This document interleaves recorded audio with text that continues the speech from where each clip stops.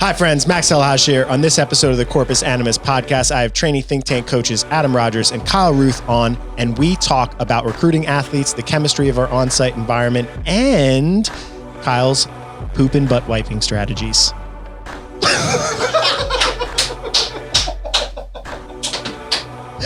Yes! Before we get into it, make sure you hit that subscribe button because we're on our road to 35K subscribers. And when we hit that milestone, we're going to give away a Black Zinc Rogue 2.0 barbell. Leave a comment below telling us what your favorite part of this podcast was. That comment is what's going to enter you into the giveaway. Once we reach that 35,000 subscriber milestone, we'll use a random YouTube comment generator on one of these videos where we promoted the giveaway to draw a worldwide winner for that bar. So all you got to do is be subscribed and comment below to enter. Train along some of the best athletes in the world at the sport of CrossFit. To get a free sample week of our current training cycle, head over to trainingthinktank.com/DSGN. It's all normal shit. It's supposed to come out at the same time. No, that's only what Ben Greenfield tries to convince you so that you can take a bunch of fucking supplements. He persuades me into a lot of things, that Ben Greenfield. You need to have one perfectly smooth and congruent poop or else comes you're out. going to die. That's the biggest load of shit that I've ever Literally. So Are you you think telling that's me healthy? You think that's regular? I poop at the same time every day, so therefore it's regular. Wait, what are we talking about? Don't What are say we talking same about? time. Say same times. We were talking plural. about bidets. Okay. He Hold on, poops no. 3 times Matt, before what? Pause. 10 Pause. a.m.? Pause. Like 11. Pause. What are we talking about? All right. So this conversation got started because me and Kyle share a love for bidets. That's our preferred method. That's the thing that like sprays water in your asshole. Yeah, I was going to say it's the preferred method of cleaning Anal cleansing? Cleaning the sphincter. It's so descriptive.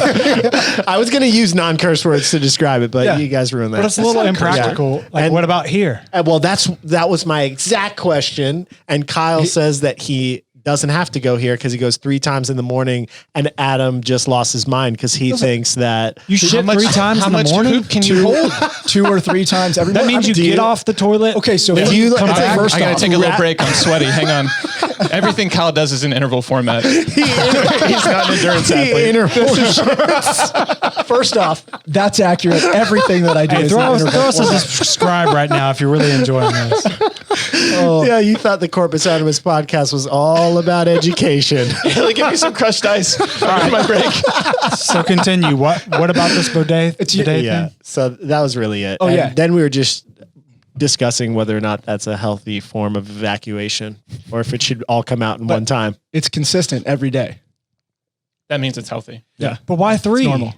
I don't know. What's the time difference between the first one's before coffee, the Okay. second one's right after the coffee, and the third one's like an hour and a half after the coffee. That is kind of strange that all of it just, And they're each different. yeah.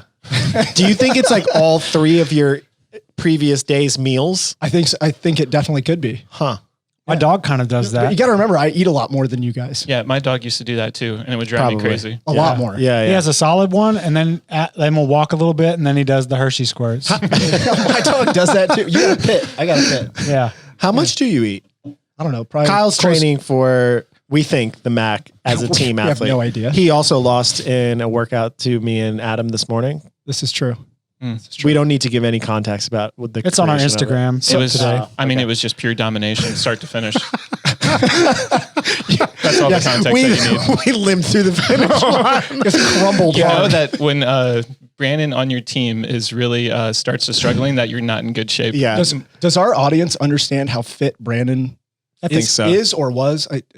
Well, we should I don't call know. Brandon That out. was- This podcast should be Kyle Ruth I've calling never Brandon seen out. compromised You know, Brandon before. That's and I saw it all today. I'm getting at. That's Yeah. all I'm getting at. You know, they always say that you're only as good as your last race or last performance, and if that was it, then I'm not really calling out Brandon. So- but maybe I am. All right, so that's poop.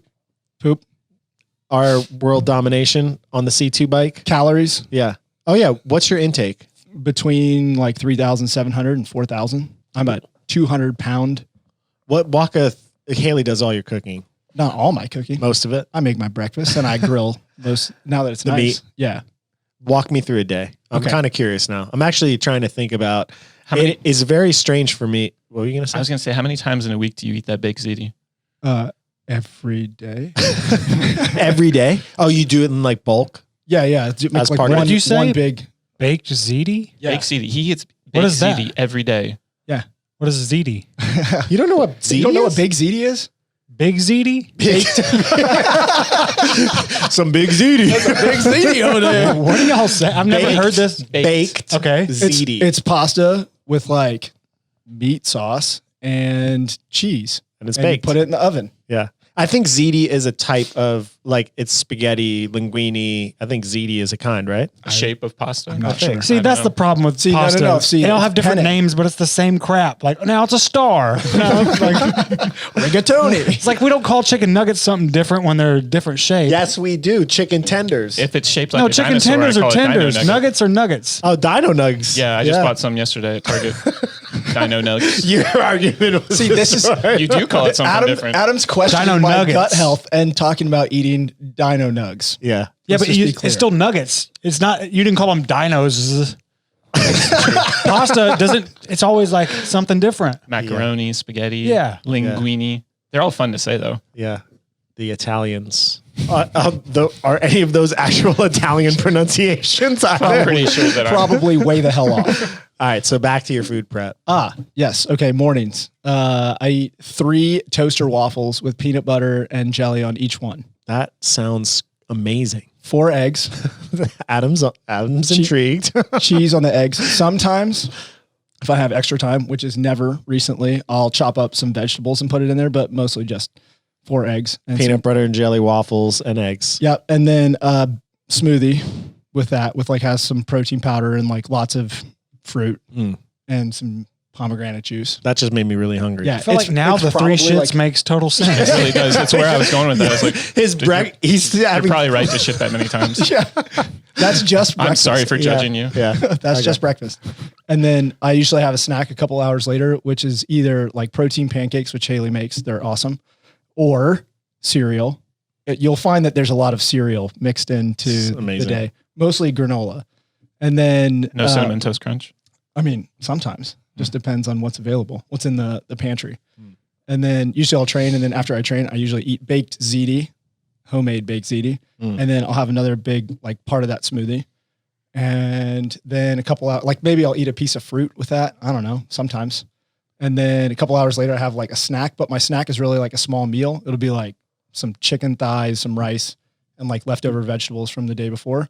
And then I eat dinner, which is typically a pretty big dinner, which would be like a starchy carb, like rice, pasta, something like that. Some meat that I've grilled, and then vegetables. And then I usually have another bowl of cereal before I go to bed. How much are you training right now? I feel like I would be 350 pounds of beef if I ate like that. I really think that I just have a very fast metabolism. He does. Yeah, He's I mean, that you guy. Yeah, he's like, that was said with resentment that I felt on the inside of my soul before he said it. No, we've talked about this. Yeah. Yeah. Are you going to change anything about that setup as you get closer to semifinals? No. What about do you think that how much you training? Well, last week 0. Like on your actual Yeah, typical. We typically do these team sessions, which are anywhere between like 90 minutes to 2 hours, but it's like 90 minutes to 2 hours of straight training. straight. I know, I read typically match rights, like 3 metcons with 10 minutes rest between each of them. Yeah. And then at some point we'll build to a max. Yeah. Inside of that 2 hour window. That's like a team training session, doing that 3 days a week. And then I do train like Tuesday, Thursday, Saturday. So I'm really only taking Sunday as a rest day. And my rest days are not the most restful rest days. Like I do all my yard work for the entire week. So you do like one kind of actual training session 6 days a week. Yeah. That's 2 hours. And then a lot of just active movement stuff on Sunday. Tuesdays are typically, I would love to have 2 hours to train on Tuesdays, but that seems to be a day where I'm like, no warm up, just literally hit. Every time I'm texting Adam, I'm like, Adam, I had to modify the session to fit into 45 minutes. But yeah, that's pretty typical. When did you start coaching him? What's that been like? How long has it been? Almost 2 years? I want to say it was April of 2018. It was- might have been April of It's been that 2019. It might have long? been 2019. So we're coming up on 2 years. Did I tear my hamstring before or after? I hired you? How did you tear your hamstring? Because I was coaching you, and I got a text from Mia telling me that you had torn it. Doing what? Yeah, no, explain. This is a great story. This is not Adam's fault. This was a self-directed track session. Well, I didn't tell you not to do this. True, so but I'll take some I wrote my own responsibility. track session because, as Adam will probably tell you, I tend to either adjust or write my own stuff quite a bit. He's half coaching himself. Yeah, It's very true. I wouldn't say that. I would say I'm like, Adam, I'm going to go do a track session. I'm going to write it. And Adam's job is to say, okay. Don't hurt yourself. I didn't say it that day. But I was trying to do an aerial, like a no-handed cartwheel. And I was doing really well. I was like doing like the one hand, like barely touching the ground thing. And Haley, my wife, was like, "You're so close. Just throw a little harder." And I did. I threw a little harder and felt two really, really sharp pops in my right hamstring, right up underneath the butt cheek. And I landed and I was like, "Oh shit, I have to go home now. I'm in trouble." And then you started working with Adam. No, I was working. It was before then, yeah. Yeah. I think we started working like the April before I tore my hamstring. Oh. So I was right after the games in 2019. What? Yeah. I want to say 2019. Yeah. But it might've been 2018. No, 18 was a while. No, it was 19 Yeah. because it was before the second open of 2019. Yeah. It was a fun text message conversation because the first message I got was from Mia explaining exactly what you did. And then yours like glossed over a lot of the details, even though I already knew them. And I was trying to like pull it out of you to see how much of the truth I would give. See if you're going to get lied to. Oh no, I was trying to impress my wife with my aerial. Yeah. And my kids. Everybody was there. Those are the most the ultimate backfires. You're like, oh, I'm going to do something really sweet. And you hurt yourself. Like, oh, I'm an asshole. This always happens to me. Can we talk about Max's story of running into the rig playing Spikeball? Sure. Because you probably thought it was the same thing. Like, Isn't that when you make split? an awesome play? Like, no, no. it was the bicep, right? Yeah. Oh, yeah. Yeah. I think I might have a scar on my arm. Not really sure. That's another day where I just walk away with just immense respect for you Why? because you showed no pain, and we all knew that had to hurt like hell. I honestly, those moments never hurt. Just because the adrenaline. Yeah. The most frustrating thing about the whole thing. Hold on, say what let's happened. All right. We're playing Spikeball. We're inside. I don't play Spikeball inside You were there, anymore. right? Who was on the team? Yeah, I think I was playing in Jordan. that I know game. Jordan Dorman was on the other team because I remember the look of just pure shock and fear about what happened. As she was one. Who else was on the? I was playing. Were you I think on I my was team? playing. I might have been on your team. I was losing. So you were I think probably it was playing me with and Jordan Adam Dorman. versus you and Jordan. No, Jordan wasn't on my team. Maybe Oh. me and Jordan against Yeah. you too. Oh, okay. Yeah, I think it was me and you getting smashed. I mean, those teams, it makes sense. Well, I mean, not because of me. My guy kept running into Jacob. No, so you guys are losing a little bit. Yeah, we're down. I think we're down like a pretty good amount. And the only thing I bring to that game is intensity. It's just like try to get to every ball and put it back to the net. I'm not a spiker. I try to set it up. I try to just keep the ball in play. So I turn and run, and the ball was getting close to the J hook. I thought I could evade the arm. I didn't. So I turned sideways and went to hit it. This arm got caught by the J hook, ripped my whole sleeve off, and left a huge gash in my arm. But I honestly didn't feel it. But when I turned around and come back, I was like, oh, I ripped my shirt. I was like, oh, I'm bleeding a little bit. I was like, all right, whatever. Let's just finish the game. And Jordan Dorman's face was like, like, should I keep playing? And she was trying to like phone it in. Like she didn't want to. And I was disappointed. I'm like, you can't play a fucking game like this. Literally smell blood in the water. Put your foot on my throat and finish this damn game. And not that I was going to let that happen, but She was a high level athlete. I know. Too. Yeah. She was a Division I basketball player for University of Florida. So I was really disappointed that it distracted from the game. I was still in it. I was fully committed to and finish. you're trying to convince the rest of us, like, I'm fine, let's play. Like, I want to play this game. I didn't want it There's to no be big a deal. thing, but it obviously was a thing because I was bleeding. Everybody else is like, is he okay? Yeah. Is he going to die? Yeah, I was fine. Just completely terrified. Yeah, it scarred me. Not emotionally, scarred me a little bit on my bicep, but now I'm a wiser old man who doesn't play spikeball inside. So it did scar you emotionally to the point that you no longer play spikeball. He really Can we did dig stop in, after can we dig that. into this a little more? Inside. No, I went to the field and played a little bit. Yeah. Yeah. But you guys played so much inside, and I'm like, I don't trust myself. It's true. I mean, you have to protect yourself from yourself, and that, like, if it goes in the rig, like, I just don't chase it anymore. I mean, it's like doing workouts. If I get into the middle of a workout, I'm a non-conscious being. I'm just like, people are like, oh, did you tell your back was rounding there? I'm like, what? I didn't even know I had a body. I have no idea where I am. Yeah. That's why you have to video review and like look at things. That's some form of it's being in two sports growing up. Like football is basically like get your head smashed in by other people running at full speed into you. So you're probably playing half the game without brain cells. And combat is like you're oftentimes operating in such a subconscious state. Yeah, you're actively being choked out. So like, or fighting it or defending it. You're like, so there's so many things that are happening that are just like pure reactive. So I think that way of competing it's definitely detrimental for me in like, you know, sports where you have to manage energy and race and stuff, but it's just kind of how I do things. Yeah. You almost had to actively shut off your governor for those sports. Yeah. Like, there's just some sense of like, you have to assume a certain level of risk with how you attack things. Well, the other thing too, I was thinking about this actually, as I get into jiu-jitsu, it's a much more calm sport than wrestling, but in big person wrestling, so like the 215 weight class and 275 weight class, generally, most bigger people don't have endurance. And if you push the pace really early in a match and you get a lead, or you just show that you're more powerful and dominant, you can end a match early or get a point lead and then just stall the rest of the match because they can't push the pace when they're tired. So the energy dynamics are not the same of CrossFit. It's not like, oh, well, I have to get to the finish line of this 10-minute AMRAP. It's like, if I bust your face in the first 90 seconds, it's over. And I don't have to worry about the fact that I can't endure.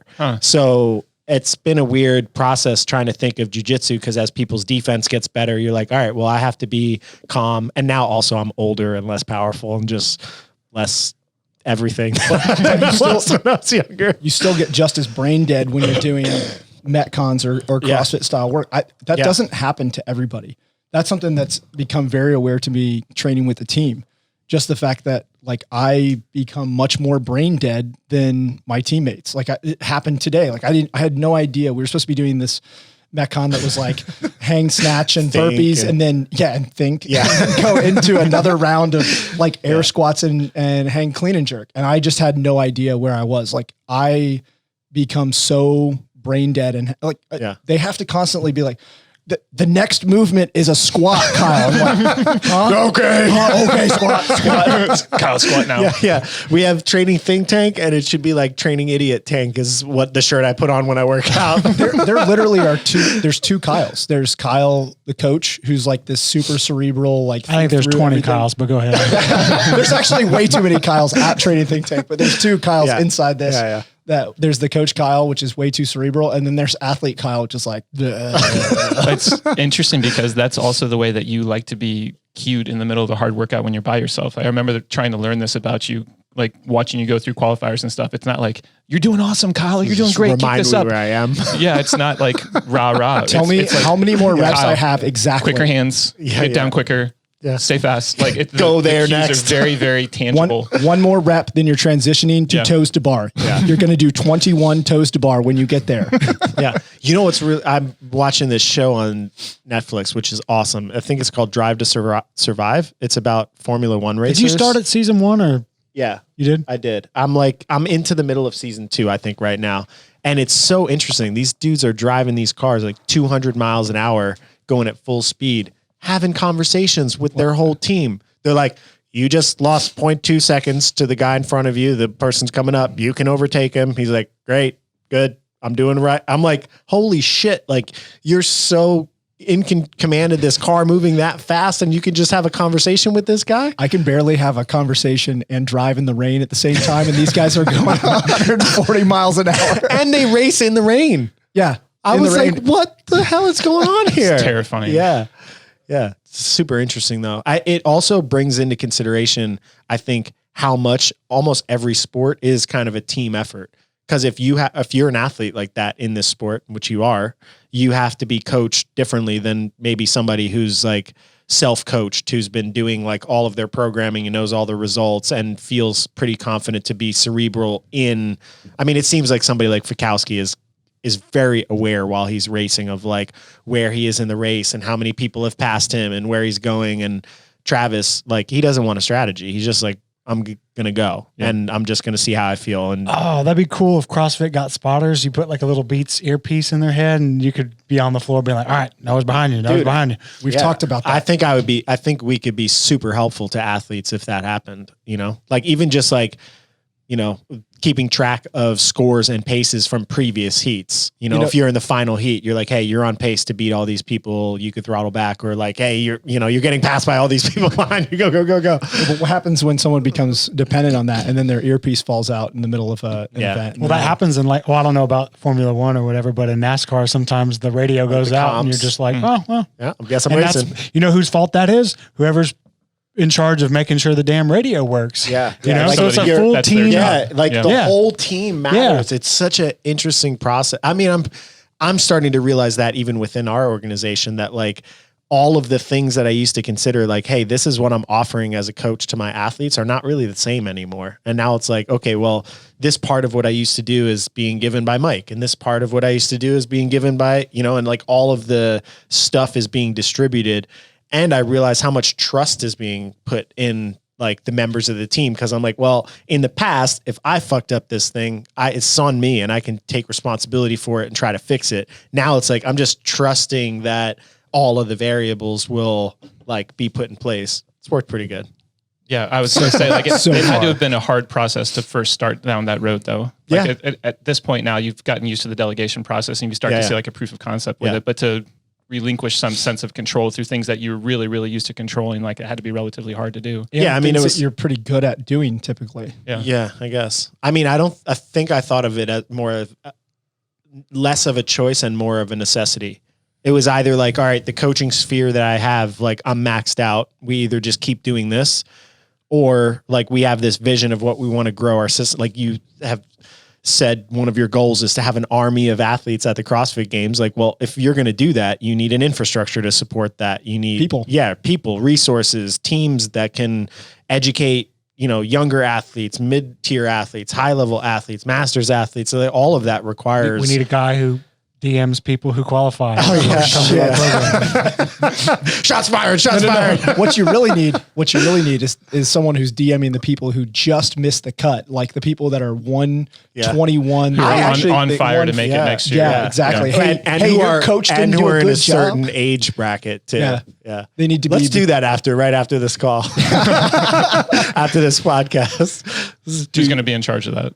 Of being the DM creeper? Yeah, I don't want to be the DM creeper. I don't either. Who would? Noah.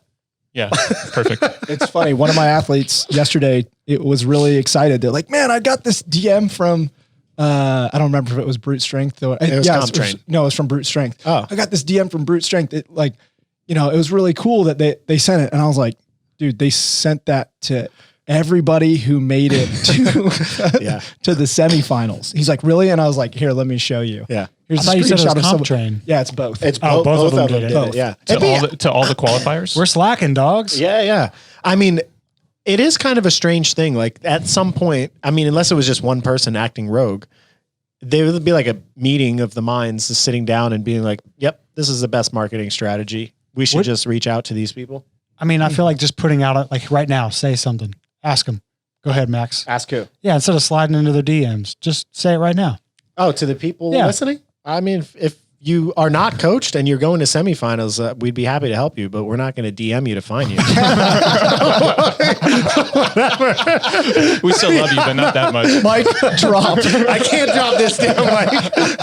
I thought you were going to pound my fist. Well, I will do that too. Have you ever actively recruited an athlete? Or Noah, kind of. Yeah. Well, I reached out to Noah for a couple of reasons. One is I competed in the Southeast Regional when he was like a kind of not a baby, but like he was like rising as and he was a late bloomer. Like at 18, I felt like I was fully formed athletically, whereas Noah was like just starting to put on muscle and stuff like that. And you could even see, I think like his physical peak he's still hitting Dude, PRs if you look and at all pictures this from stuff. like a couple years ago, Yeah, you're like, it's- he was so young. And I was Yeah, like, that was yeah. 2 years ago.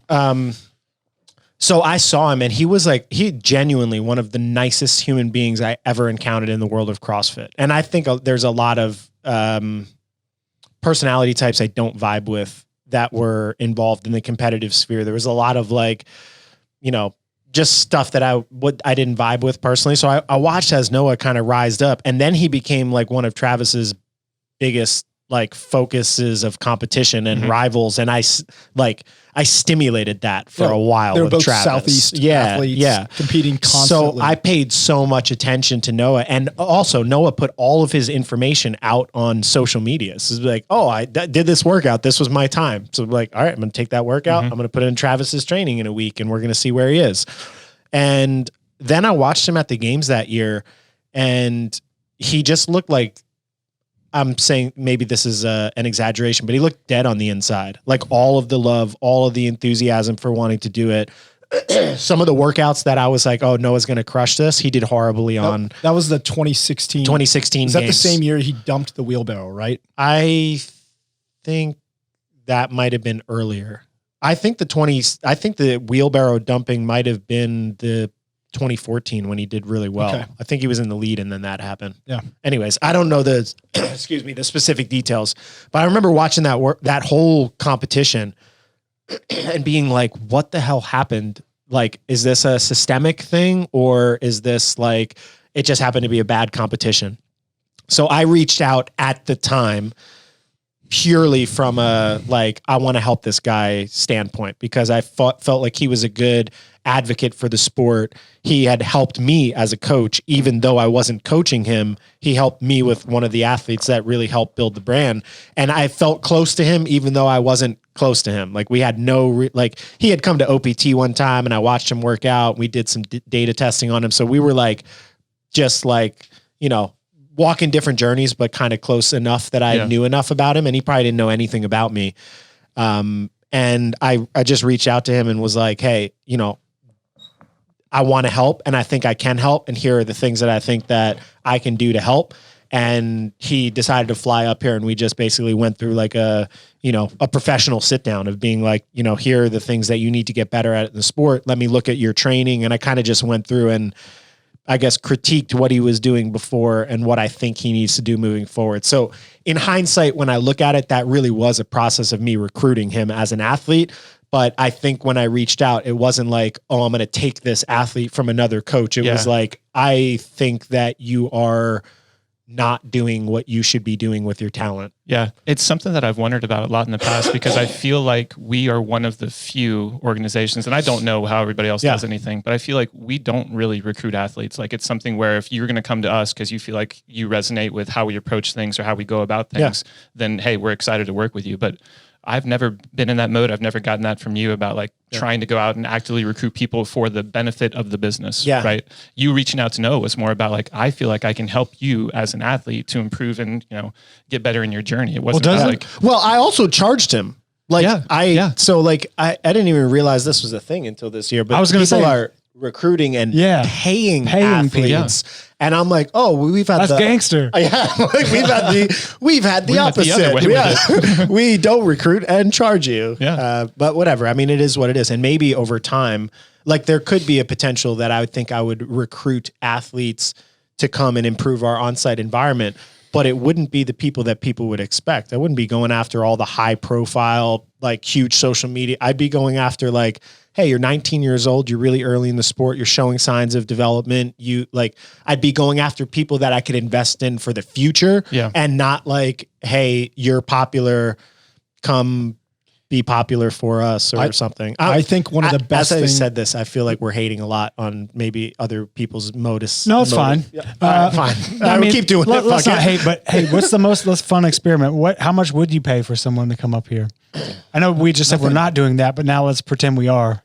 What's the price? I think if it was a young athlete, I think I'd try to figure out how to coordinate food and like discounted or free training. Maybe I don't think support I'd be their like, ability to move here and like have a place for them to live. But sponsorship I don't program. but I don't think paying people to come and be part of an environment is the right strategy right now in the sport. I don't think the sport is at a point where, you know, people are are, I don't want to say that they're not worth that, but like, They're not. I don't think they are. Yeah. I think the best thing that we've done is let this training group that we've got grow organically. Yeah. People that are that motivated to move themselves here and find a way to make it happen are here. And now they're taking advantage of the training environment, and the training environment is that much better as a result of getting the people that are that motivated to be here. Yeah. I also, as that process is played out, you know, I've watched it and I don't automatically assume I'm right. I think the first thing I do when I see things happen is, am I making the right decisions about how I do operate? Are other people like beating me to the punch? Am I being an idiot and not doing the right thing? Yeah. And as I evaluated that thing, the paying athletes thing, I think that it sets a weird precedent if you're paying your athletes, because then instead of the coach athlete relationship, which I kind of find as a sacred thing, like I think there are certain types of relationship, like wife and husband, partner, like those types of things. I put like any sort of student teacher role and coach as something that's sacred. And I think you kind of change it into an employee and an employer type relationship. And I think it's really hard to make objective coaching advice and say it without it being, well, I'm paying you to do this for the good of the business. So my advice is going to be skewed towards that. I think it would get in my own head. I'm like, well, I'm paying you. Like, That's an interesting perspective as well. Because if you think about professional sports, it's not the coach that's the coach and owner of the organization that's paying the athlete. The organization is paying the athlete, and the organization is paying the coach. Yeah. So it's not like the athlete is being recruited specifically by the coach. Maybe the coach the coach isn't the boss, right? In terms of employment, is not of the athlete. Right. It's the organization or the owner of the organization that is everyone's boss. So it's definitely this recruiting athletes and paying them to come on site, if you're the coach, is a different structure than you see in other professional sports. Yeah. I mean, it because generally the head coach is not also the owner of the organization. Generally. There's some barrier of separation or something. Yeah, I mean, without having had any experience with that setup, I can only imagine it changing the dynamic of how you talk to somebody, like how you try and like give them advice, how you try and coach them when you, like you said, like if I'm paying you to do something, it's like you're the boss now, like you're in charge, and like my advice might actually diminish in value as a result of that. I stopped coaching both of you when you became employees, right? Yeah, you coached me for a while. For a little bit from a distance. Yeah. And then it was for that reason, me for right? like 2.5 years after that. Oh, really? Until I retired. Retired as an athlete. Jeez, Kyle, just lie and let him have a point. You ruined my damn argument. I actually liked it because I got to talk to you every week. Yeah, it was good. Is there a devil's advocate position that y'all could think of to the paying an athlete? I mean, some of these environments are fucking awesome. Yeah, So they got a lot of really great people around, and like seeing it happen, it made me question how we go about things. Like, are we doing this the wrong way? Like, are we compromising our ability to build like the best on-site group because we're kind of passive in how we go about like athlete recruitment? It did make me wonder about it. Yeah. I mean, I think I've been open about this. I think if the outcome of the organization from the start was to make the most money and build the biggest following, I definitely fucked up.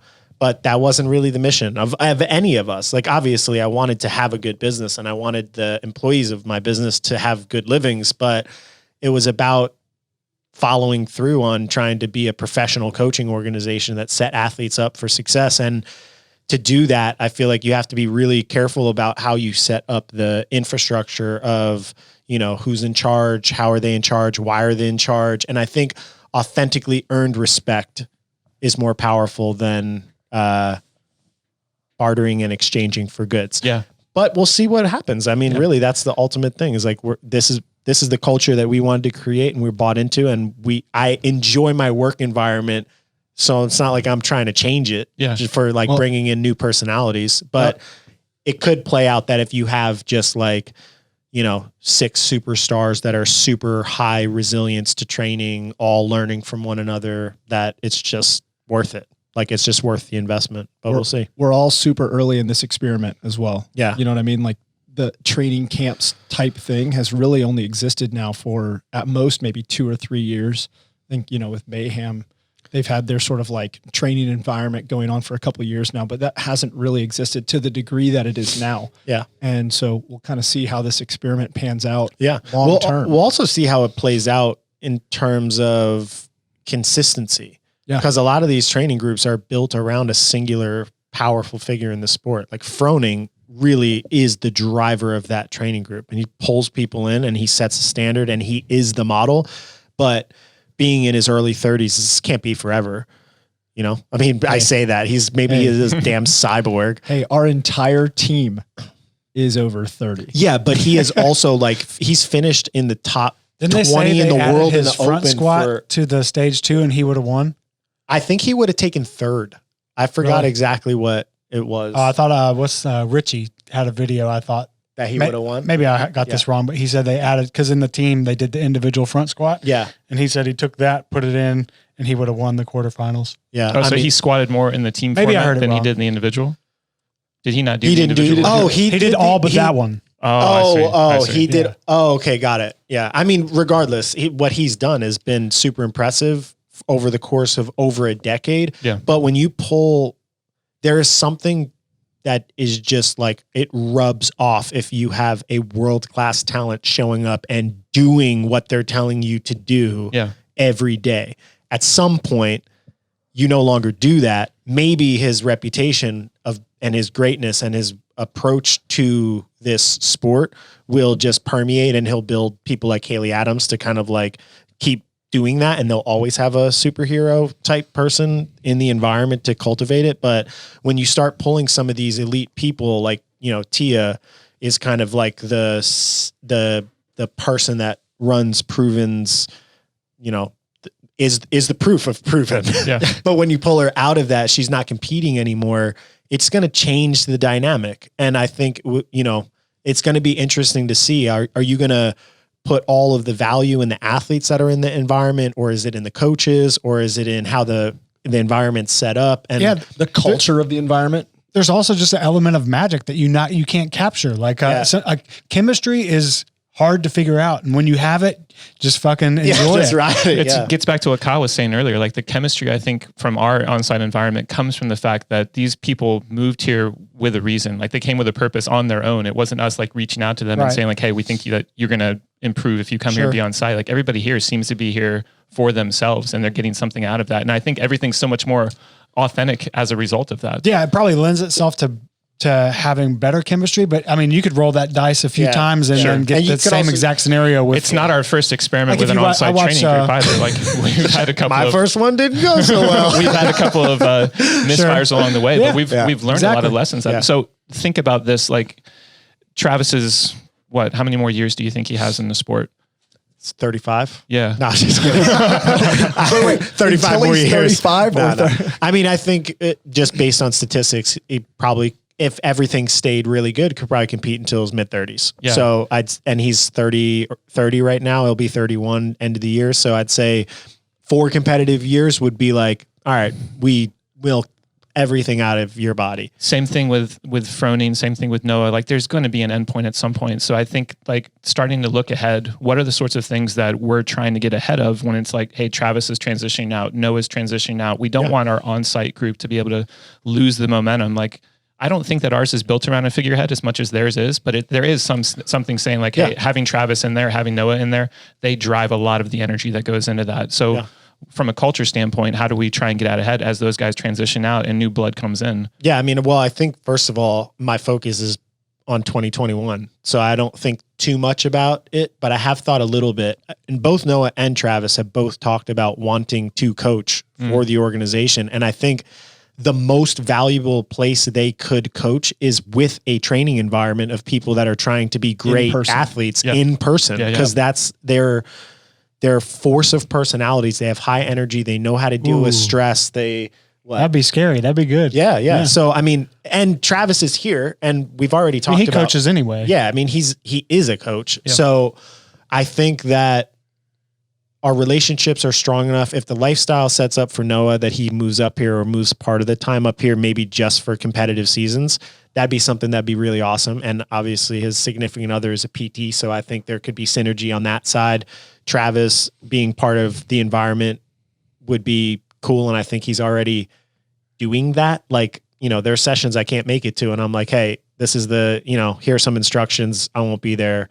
He's he's going to be on time and he's going to get reliable. it done. Yeah, he's reliable. He's a dad. And it's just kind of like, hey, everybody, time to get going. Yeah. So Get your shit together. Yeah, that's definitely part of it, is figuring out how do we get veterans. Like I think you talked about Sandra having a conversation with Alexis and having somebody that has, 10 years of competition experience at the highest level, talking to somebody who's coming into their peak and who can be a great athlete, and starting to try to make those mistakes less likely and make her enjoy it. And even just like subconsciously rub off, because you have to kind of like the process if you're going to do it for 10 straight years at that level. Yeah. So the way that she approaches it, the way she deals with pain, all that stuff.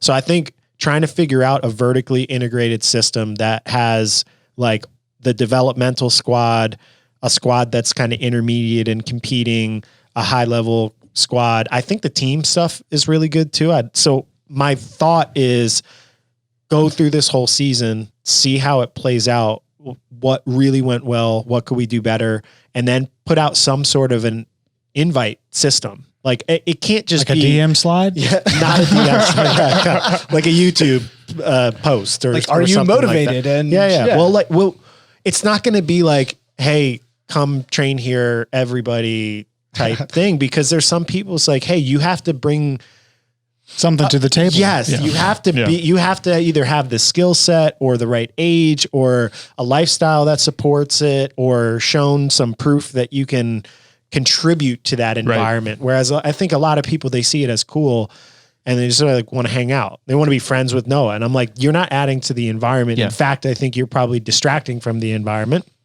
But that's something that we're going to learn over time and figure out, okay, how do we draw boundaries around the professional team, professional space, the space of people that are just here to work out. Like all of that stuff is a learning process. Part of it is getting a bigger space and having those boundaries just literally drawn in the space where it's like, hey, here's the pro team space and we don't need to worry about being done at 12 o'clock or starting at this time. So there's things that I think we're learning about longer term infrastructure that I think we'll put into place. But for right now, kind of like Chris said, like there is something magical that I can even feel in terms of the intensity and the learning and the combination of like pushing to your limit and being competitive, but also helping and supporting the other person and knowing when to back off. Like it just seems like the culture right now is as optimal as we could have leading into prep. And I just want to play it out and keep cultivating it and keep investing in it and see what happens. Yeah, it's been interesting. I mean, you had said like Travis and Noah, they started as competitors, as rivals. Yeah. And like, not to say that they're both like alpha personalities, but when you get that high level competitor in a room, like more often than not, they're going to butt heads. Like there's going to be times where there's arguments, there's a little bit of like chirping in the background that could disrupt the whole culture. Yeah. Haven't really seen too much of that. Now, I'm not at all of the sessions, but it seems to me that even when they're racing, even afterwards, they know that they're in this thing together as part of a training group and partners, and they're trying to get the best out of each other. And there's nothing malicious about the trash talking. It's very much from a like a competitor point of view, like that rising tides raising all ships sort of thing. Like when we push hard, it doesn't really matter who wins in this workout because we both got better today. Yeah. Do you think that's a result of them being veteran athletes and both being, having competed in the sport for 10 plus years, both being 30 years old? I mean, I think if they were younger personalities that, we may see a lot more of that. But yeah. I mean, I'm sure all that plays into it. I think they also realize that I think they like it, but even if they didn't like it, they're part of something bigger that TTT is doing. And they've also seen it grow and evolve. Like at first it was me just sharing my ideas. When you actually see those things play out, you see all the people that contribute to it, the amount of resources that are being invested to create it. And you see that change over the course of years. I think it's like, oh, this isn't an idea. This is actually something that's happening that I'm a pretty big part of. Yeah. And I think they actually really enjoy it. They enjoy the people. They enjoy the mission of what I've been trying to do with all the coaches for the last 8 years. And I think that they genuinely want to push there. They're older and more experienced. They realize how much better they make one another when they are pushing. The structure of the season set up pretty nicely that they're not even going to compete against one another until the games. So, and at the games, like if I said right now to either of them, like 100% guarantee you go to the games and take second, they wouldn't be like, yeah, I'll definitely take it. But in the back of their head, that'd be pretty nice. That'd tie Noah's best finish ever and be way better than Travis's best finish. So the the mindset of somebody like Frazier, who was only satisfied if he won, is not realistic for what Travis's and Noah's career has been. Now, it's still the goal and it's still what we're working towards, but there's a pragmatic reality of like, well, you've been doing it for 10 years and you've not done that. So if that's your literal expectation and you're going to, go into a 10-year depression afterwards, it might not be the optimal headspace for you to perform. So I think all of those things set up, and they're definitely different. Like Noah's birthday, his 30th birthday was Monday. Yeah, 2 days ago. And Travis organized a birthday party for him. And I was like, what?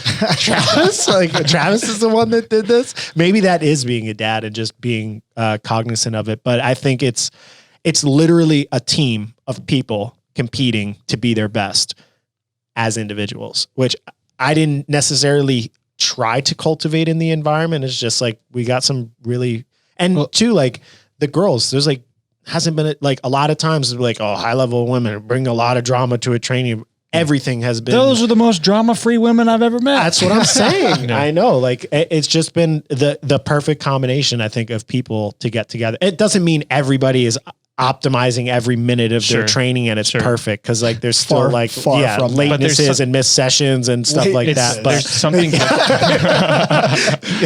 something different about the whole thing, though, and I don't know how much of it is something that we consciously did to create the environment, or if we just got lucky with the individuals that sort of like seeded it to start. Because I mean, like you said about the females, like when Brandy and Mia are the ones who are welcoming new females to the group, things are going to probably go over pretty well. They're nothing at all chirpy about them. They're very supportive, very welcoming of everybody. If that's your first introduction, man, you're off to a pretty good start. Yeah.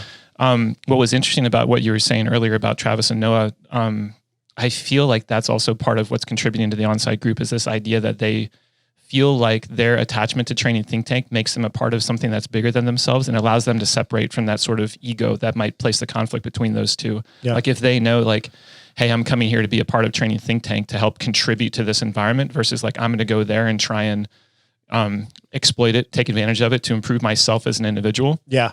Very different approach to that. And I think that perspective on things goes a long way into making sure that when they get into that environment, they know that they can't make decisions that are completely selfish for themselves. Yeah. They're here to get better, but they also know like, hey, like I'm working in Max's environment. I have a lot of respect for him as an individual and what he's built as a business. That's why I think when we talk about active recruitment to me is like not going out and, hey, you're a really good athlete. Come here, you're going to get better. It's like, no, respect the organization, respect the big picture view about what's coming, and then come and contribute to it. Yeah. Yeah. I mean, it's just an interesting thing, because the personalities that have been put on the pedestal of all sports are like huge ego people. And I think it's almost supported. Like you can be an asshole, you can be a narcissist, you can think only about yourself. And in fact, maybe you have to be great. But I don't think that is true. And I think there's been people that have been great in sports that have a reputation for being really kind and really, cordial and being on time. I think like some of the major tennis players. Oh, come on. Let's pick a real sport. Yeah. Well, regardless, I think that there definitely is times that if you're trying to be the best in the world at something, that you need to draw boundaries and say, this is what I need. And there's nothing that you can convince me of otherwise. Yeah. And that's okay. But when that becomes the constant modus operandi and you just put other people behind you and to me, you're just an asshole. So if somebody said you could have a 10-year running CrossFit Games champion as part of your organization that's going to verify your methods and grow your business and all this stuff, but everybody in your culture, your coaches, your athletes, whatever, are going to hate him or her and not want them to be a part of the environment, I wouldn't want that. I'd much rather have a culture of people. And I think that if you get those, like, it's only an illusion that you can be great on your own. Even those huge personalities, like, let's take Michael Jordan, for example, if he's the one that like they did that whole documentary on.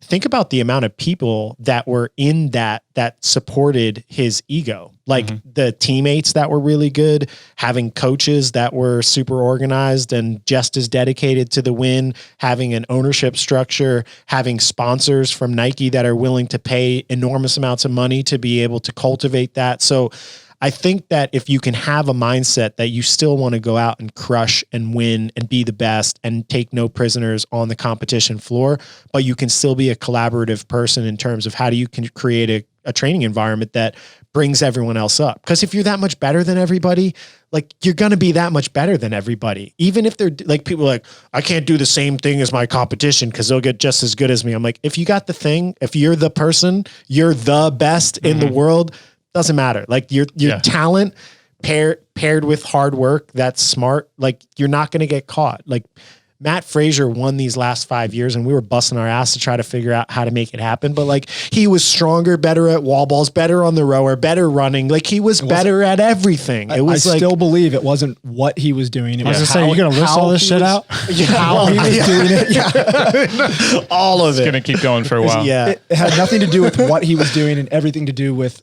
how he approached it and who he was. And his background, the coaching he got when he was early, the fact that he had 2 Olympian parents, he got so much money from sponsors and like, it just, all the perfect things aligned. Like some of the stuff he says were his secrets to success. I'm like, beta alanine. yeah, you were doing zone 2 work. That was the secret. You didn't want your people knowing. Like there's 5 organizations in the sport that I could think of in 2 seconds that prescribe low level endurance work to improve like general fitness. And that is not the reason why you are so good. Do you think that he thought that it was the secret sauce, or do you think that now as he's sort of transitioning out of athlete mode and wants to sell something? Maybe. I don't know. He could have. And the fact that he believed it is important. Yeah. So if you believe your secret, I wasn't sure what if there was a distinction between Yeah. I was the going to two. say, there's a power to thinking you have a secret. Yes, but I think he'll realize over time, especially as he tries to share his secrets to replicate his level of success. And he's going to realize like, oh, none of these chumps that I'm telling my secrets can be me because I'm me. Like I had all this stuff. Like there's just you need a certain, even the methods we use at TTT for the high level athletes, like there's people posting in the Design Elite that I am like, hey, please move to RX. Like this is not conducive to your success. So the secrets of success to our high profile athletes are only secrets to success because they're very gifted. They have great hormonal resilience. They have full-time jobs that their full-time job is to train. So I think it's just an interesting thing to observe. And I think we'll see what the longevity of whatever people's secrets or methods are. The other thing, and I talk about this a lot with my own athletes when they're like, oh, well, what are the guys on site doing? And it's like, well, what they're doing isn't what they did to get to where they are now. Yeah. And if you do what they're doing now, it won't get you from where you are to where they are. Yeah. Yeah. So I think that's probably a huge factor that a lot of people they look at what the top people are doing. They're like, I'm going to do exactly what they're doing. Yeah. And they forget the fact that, all the other components that you just mentioned that led to that person getting to where they are now. Yeah. And it's weird. This just popped into my head because we were talking about Rich Froning. So like Rich Froning's key to success in a lot of ways is volume. And I think if you talk to anybody around, they'd say like he's notorious for training more than everybody, never stopping training, not deloading, finishing a competition and going back into training really quick. He had a text message back and forth with Noah. Noah got exposed in GHD sit-ups and wants to figure out how to get better at them. So we sat down, tried to create a structure.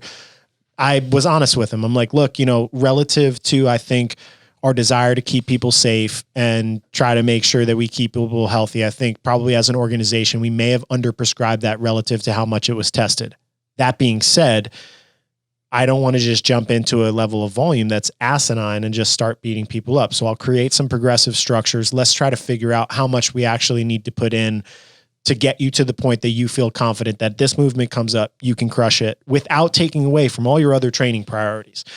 He went back and forth with Froning, and Froning said that he did, I forget the exact numbers, so you'll have to find out from him, but something like 100 to 150 in a Metcon 2 times a week for years. So it's like, oh, volume's the thing. But then he also just made a post that in the quarterfinals for the team, he did pistols, and it was the last time he said, I'm putting this post up because I'll never do pistols again unless it comes up in a competition, and I want to remember but he still crushed everyone in the workout and he's still really good at pistols. So I'm like, well, is it volume or is it never doing the thing? Like it doesn't matter what you do. You're just so good and so physically gifted and have put so many years in and have the right mindset to compete. And you're tougher than other people and all of those things that you can't just look at the methods. You also have to look at the individual because they dictate a lot of success in general. That reminds me. So after that quarterfinal workout with the GHD and pistols came out, we got done and one of the athletes that you and I team coach got done with the workout and he was like, that's the hardest workout I've ever done. And this guy's going to semis. Yeah. He said, this is the hardest workout I've ever done in my entire life. And I was sitting next to Travis as he was telling me this. And I turned to Travis and I said, Travis, scale of 1 to 10, how hard was that workout? That was a 3. What that is, that's Travis's experience. I mean, how many times has Travis, he's been to multiple regionals where they've done, 100 plus GHD sit-ups, the games with. Did you tell him that Travis said it was a 3? Yes, I sat there with them. He was sitting next to him. I wanted to show him that his perspective is his perspective only, and that workout was not hard for experienced athletes. That was a drop in the bucket for Travis relative to the things that he's done.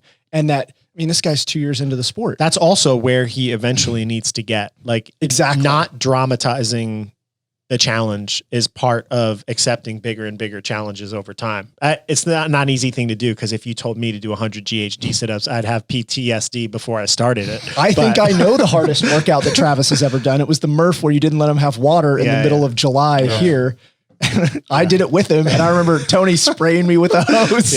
And Travis was next to me. And Travis was like, can you just spray me? And Max is like, don't spray him. That makes me feel bad about myself. The cruelest thing you ever said. Yeah, but you know what? He crushed Murph that year. True. So. All right, Mr. Octopus, what else you got for us? Well, we do have all of our Octopus merch, or at least some of it up now on the website. So if you go to trainingthinktank.com/shop, you can get you some. And that rolls right off the tongue. That was amazing. Thank you. You are hired. Wait. You already have been. Congratulations. You can keep your job. All right, everyone. Thank you for listening, guys. We were planning on talking about so much other shit that we didn't get to, but that was really fun. It was because we started with the shit. Yeah. Shit. We talked about all the shit. Should we ask people who have gotten to this point to explain what their morning shit? Nobody got here. If you did, I kind of want to have my adult baby wipes rant on one of these podcasts. Why do you use adult baby wipes? Time. Yeah. Well, why don't you is the question. No, I'm asking you. Why do you? I don't know. I just don't understand why everyone can. If you have a bidet, great. If you don't, then the next best thing is to not use dry paper, dude, to wipe your shit. Anybody can have. Like if you had a turd on that table, you would not go get a dry paper towel. Everybody get quiet. And rub it into the frickin' table. So here's the situation. There's a piece of poop on the table. Chris is going to clean it up. What is the method of cleaning? Not just a dry. At some point, liquid is going to enter the equation. You're not going to just take a dry sheet and just, here's the turd. Let me just clean this up. It's not in one space now. It's everywhere. That is actually a really good point. It's a great point. And I've been making this point since 2010. Yep. I will say it kind of backfires. This might be too TMI, but after 10 years of using these things, I think I have just like a very sensitive, like have soft butt. your hands chafe or like not chafe, but callus. Yeah. I feel like you must callus your butthole, your sphincter a little bit, because after 10 years of just using the adult baby wipes, if the occasions where I have to use paper now is just like, oh no, thank you. That's one downside. Kyle's mortified by the way. No, I'm not mortified at all. I just don't understand. The bidet sprayers are like $45. You've spent way more money in adult baby wipes in a year than you did for me to buy my one bidet sprayer. But he's not comparing it to bidet. He's comparing it to dry paper. He said if you had to pick between the two, if you can pick between the two because you have a toilet at your house, which it turns out you have a toilet at your house, you can buy a bidet sprayer and install it. It's the easiest thing in the world. And if you're in an apartment, you can just unscrew it and take it with you to the next place. I don't know if I want something blasting up my hole. But you want, so here you are, you're like, we need liquid. We need liquid to clean up the shit. Well, how does a bidet work? I've never used one. So is it really just like going into you? No, No, man, it doesn't penetrate sprays your colon. the outer surface of the. Can you control it, or does it just Everybody have a- listening, I'm very sorry Can you with aim where it? this went. Yeah, you can aim it and you can So it's control like a the water pressure. hose that you just take to the bathroom. It's a pressure hose that That you can seems decide whack. you can decide the power of. All right. If you use a bidet or wet wipes and you poop 3 times, put it in the comments. You're gonna love this episode. Let us know. Goodbye. Peace.